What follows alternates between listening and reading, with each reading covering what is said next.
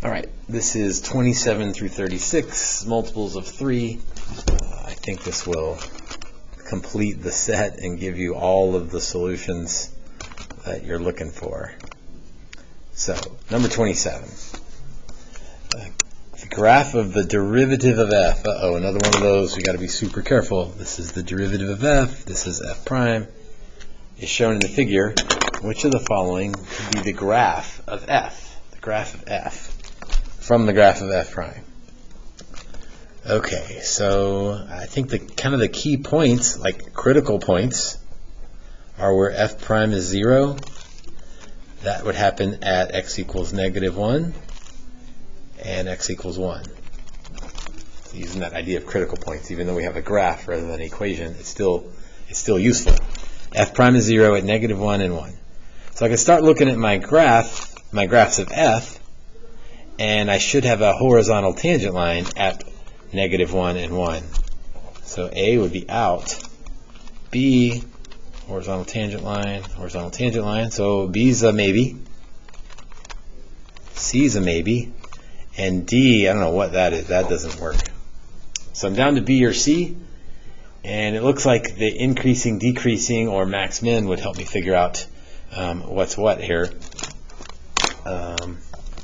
Let's see.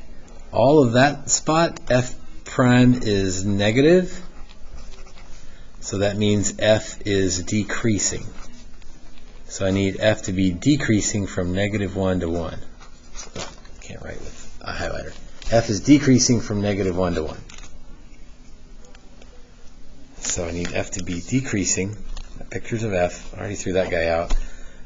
Decreasing from -1 to 1. That looks like answer choice B.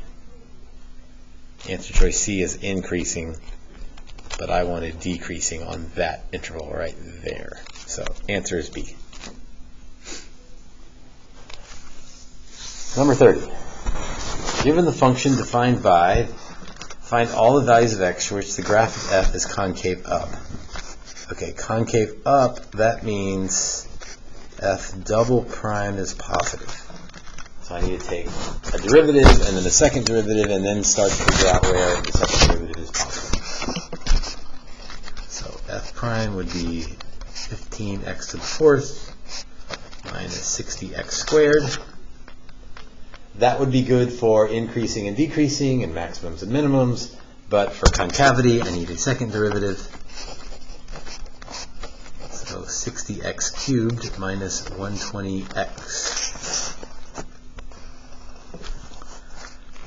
Let's set that equal to 0. We'll put those on a number line. We'll test the intervals of f double prime to see where I'm positive and negative.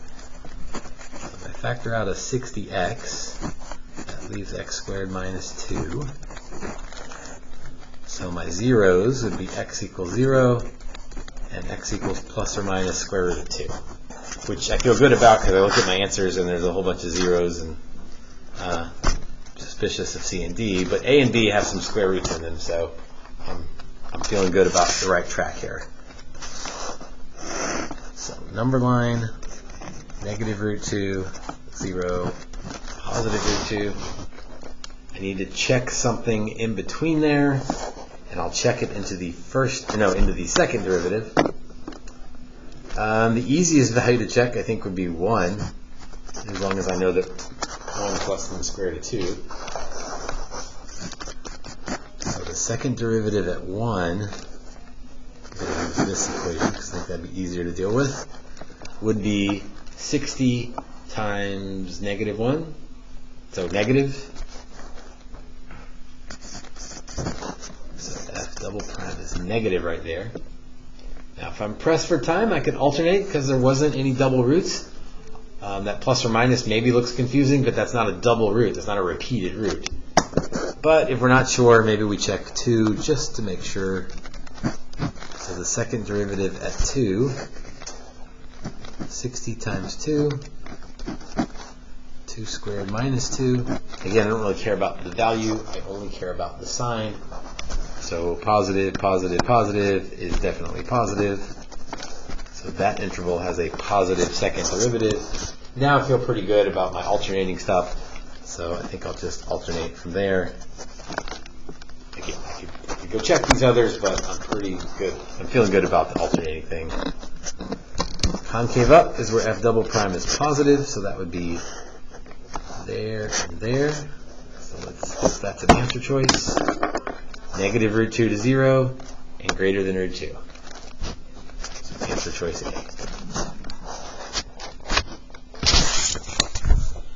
33.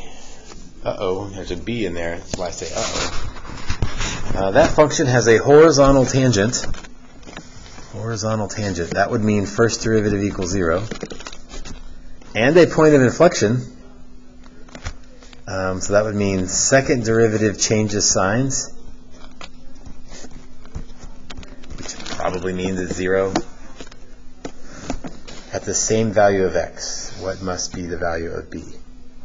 Okay, so I'm going to take a first derivative set it equal to 0, a second derivative set it equal to 0, and then see what I know at that point. So a horizontal tangent line would mean 4x cubed plus 2bx plus 8 equals 0. Already I see that's not enough information because I've got a b and an x in there, so that's not enough. The second derivative being 0, that would be 12x squared plus 2b equals 0. So I would like to find the value of b. I know I want the value of b, but it looks like I could replace 2b with negative 12x squared. Like I just happened to see that the 2b showed up in both of them. So if 2b is negative 12x squared, then I can replace 2b with that. 4x cubed plus negative 12x squared times x plus 8 equals 0. So that's 4x cubed minus 12x cubed is negative 8x cubed plus 8 equals 0. So I can move things around, and I think I eventually figure out that x is 1.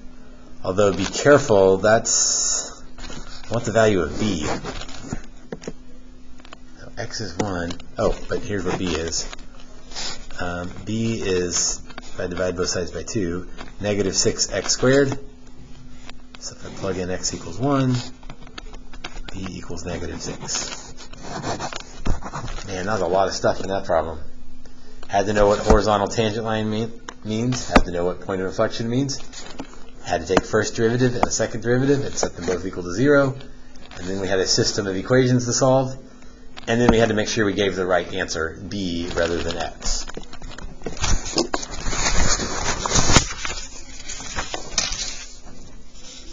All right, last one for this video. Table problem. Ooh, lots of information.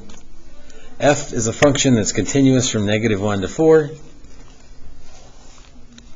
Function is twice differentiable except at 1. Okay, and they've got all these properties below. For negative 1 to 4, find the point at which f has a relative max or relative min. Okay, relative max, I'm like thinking, drawing. That would be where f prime changes from positive to negative. So I'm looking at my f prime line, and I want it to change from positive to negative. But it never changes positive to negative. It goes negative, negative, undefined, so maybe a cusp there, but then positive, positive. So there aren't any relative maxes.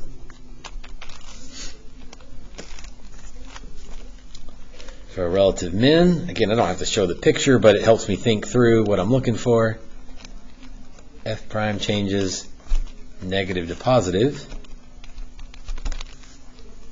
Negative, negative, positive. So right in here, at x equals 1, there's a relative min. And I'm guessing it's a relative min with a cusp because it's not a flat spot. I don't need to say it's a cusp, but I might need it later. Points of inflection, that would be where the second derivative changes signs.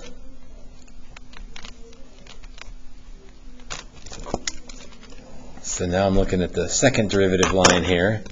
Positive to negative, that happens at x equals 0.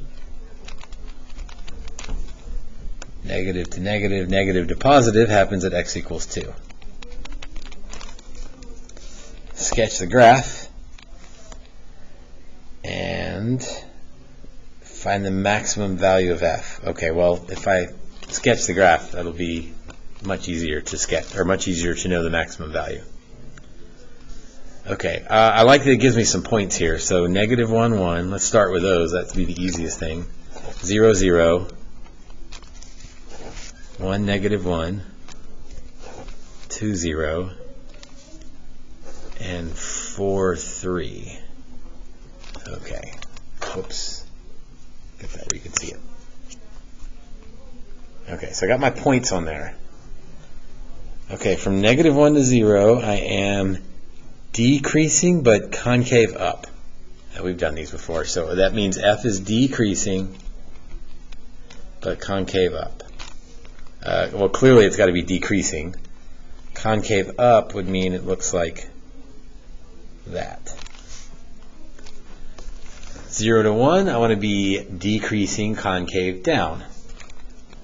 Okay, well, obviously I've got to be decreasing, but I also want to be concave down. From 1 to 2, increasing, concave down. That's going to put a cusp there, but we already knew there was going to be a cusp there. So something like this.